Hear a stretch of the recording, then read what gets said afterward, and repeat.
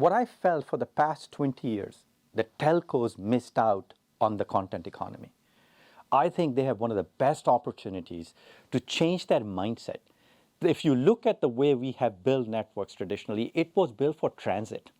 Transit has no value because everybody starts to go over the top, and the service definitions went over the top. Telcos, for the first time, have few things that are in their favor. Laws of physics are in their favor. They are the closest point where the data is being generated. They need to understand and look at their infrastructure to be built around data processing, and in a lot of cases, private data processing. So their compute, their real estate should be utilized more for data processing than for data transit. They have to think differently. They need to transform themselves from a telco to a techco. What is beautiful about these techcos, the likes of the Googles, the likes of Amazon, they launch their new services in centralized clouds. And then the service definition doesn't have to be in every device. So from a networking perspective, service providers have the best opportunity to transform themselves from telco to a techco. And all these service definitions should be in a centralized model, and then execution done locally. Their business-to-business connectivity is the biggest growth I see for service providers. If you look at the data, the amount of data growth that is expected, you can't continue to backhaul that data to the cloud. Cloud might be too far, and there might not be enough bandwidth capacity available. Compute is cheaper than bandwidth. Service providers starts to transform then points of presence location, their middle mile, into more processing locations rather than transit. They are in an ideal position to become part of this AI data economy between business partners. Look at their POPs. Their POPs are in locations which are usually, in a lot of cases, not internet connected. So where the last mile lands, there is a POP that connects to that last mile. It's not internet connected. You can start offering that service with a business class service of a B2B connectivity.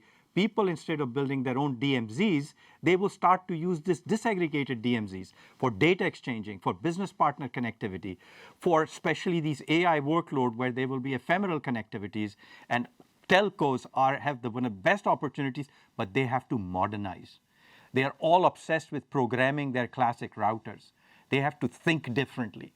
These classic routers, which are carrying a 40-year-old database, needs to evolve into a modernized infrastructure where connectivity is going to happen between entities without provisioning them over and over again. And we need to do it with SDN principles.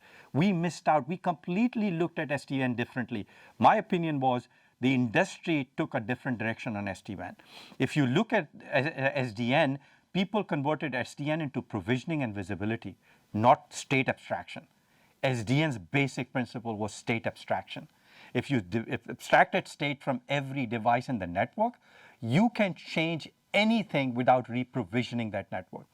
I think if we don't fix this problem by bloating middle mile with the amount of compute and networking functions we're putting in there, it will run into the same problem MPLS VPNs did by having customer state in transit. The cost of MPLS VPN was higher because we were carrying too much customer state. We're trying to do it on a commodity compute on a building network customer by customer basis. That's not sustainable. We have to take a different look at the way we build network. And if telcos transform themselves by applying proper SDN principles and distribute using that compute instead of network functions, using that compute for data processing, they have one of the best opportunities to become the biggest player in the AI economy.